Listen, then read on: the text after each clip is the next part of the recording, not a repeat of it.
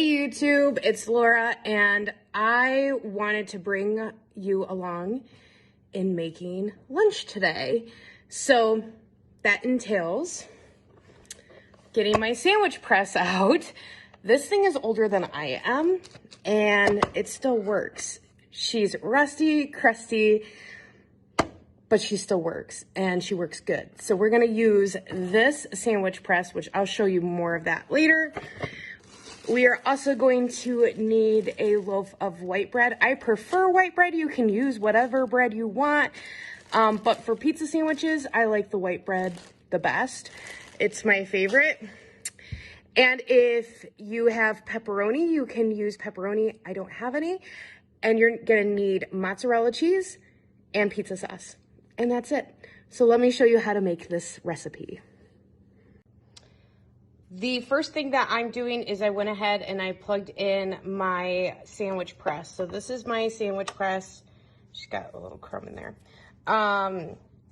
We actually just used this for pizza sandwiches like last weekend, but I want to use up the rest of the pizza sauce that I have, which is why I'm doing this again, because I have bread I need to use up, I have pizza sauce that I need to use up, and cheese that I need to use up. So this is the first step, is plug this baby in. Now you can do this in a pan, like a frying pan on the stove, but you'll see why I like a panini press or a sandwich press the best, okay? So that will come. So the other thing that I am using is just basic pizza sauce and just some mozzarella cheese, right? It doesn't need to be like name brand. It doesn't have to be expensive. This is a super cheap meal, and it's great for kids that are home for the summer. So what we're gonna do is we're gonna take our bread out and we're gonna butter one side of 2 slices. So just one side, and that's the side that's going to be facing down. Now I'm actually going to be making 2 sandwiches at a time, so I will show you that process. So I'm gonna go ahead and take my butter. I sliced my finger today, so I'm gonna try to avoid touching anything with that. And then we're, like I said, just buttering one side of the bread. Now, I like doing this in a sandwich press because it seals in all of the sauce, and so it doesn't get messy or anything. But if you don't have one, you can still absolutely do this stovetop. You just may want to take like your spatula and go around the edge of the bread to try and seal it, because we're essentially making like a pizza pocket.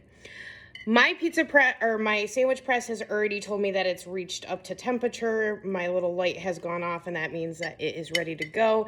It's kind of smoking a little, and that's not because it's old or anything. It's because there's still some remnants of when we used this last. I'm actually kind of surprised. I thought my mom is the one who was using it for my nephew, and I'm kind of shocked she didn't really clean it. So whatever, it's not a big deal. Maybe she knew that we were going to be using it again, and that's probably why. It's not a big deal. I honestly just take a hot paper towel and I just wipe it down, because it's similar to kind of like a cast iron.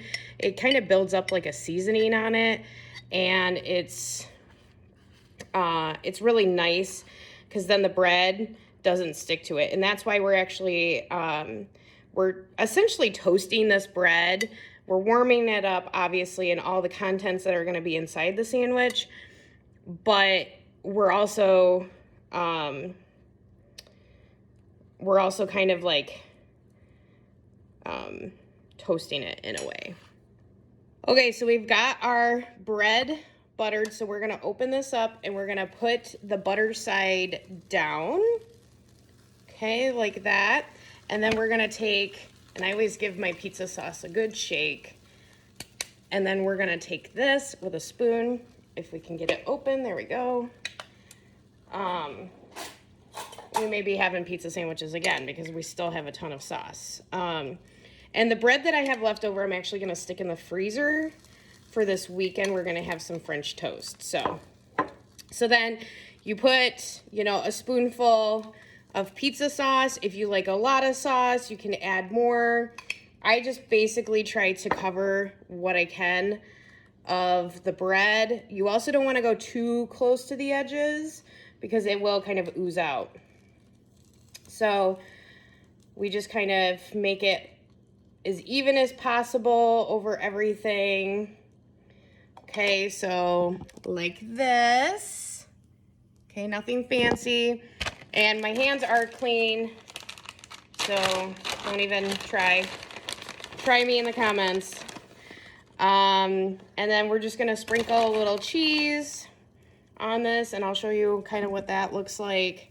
But we just sprinkle a little bit of cheese. It inevitably makes a little bit of a mess, but it's okay. It's okay. It's worth it. It tastes really good.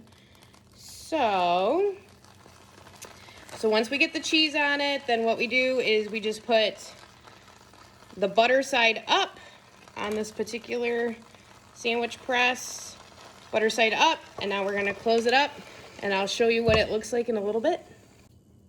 So what I do right now while it's grilling is I just go ahead and I start putting away all of my ingredients. It's so lovely to be able to get everything put away before you actually serve. And this is a really great recipe, and that's why I wanted to show, because if you have like a panini maker or anything like that, this is a super cheap, filling, and kid-friendly meal. Obviously, you're gonna wanna let it cool, but kids love this, and that's why I wanted to show it. You know, kids are out of school now. This is a super easy meal.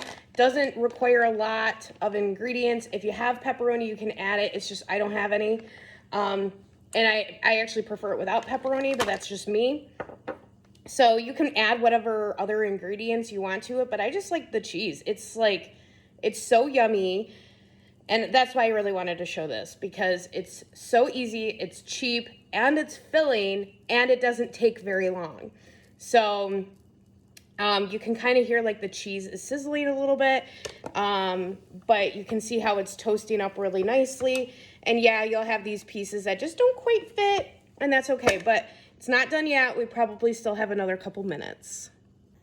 Okay, so you can kind of see it steaming, and we're pretty much done. So what I'm gonna do is I'm gonna unplug the sandwich press. I'm still gonna close it, let it finish toasting up, and I'll show you what it looks like when it's done. So this is the finished product. I just take a knife and I slice it open, and these are really good, but be careful because they're gonna be really hot.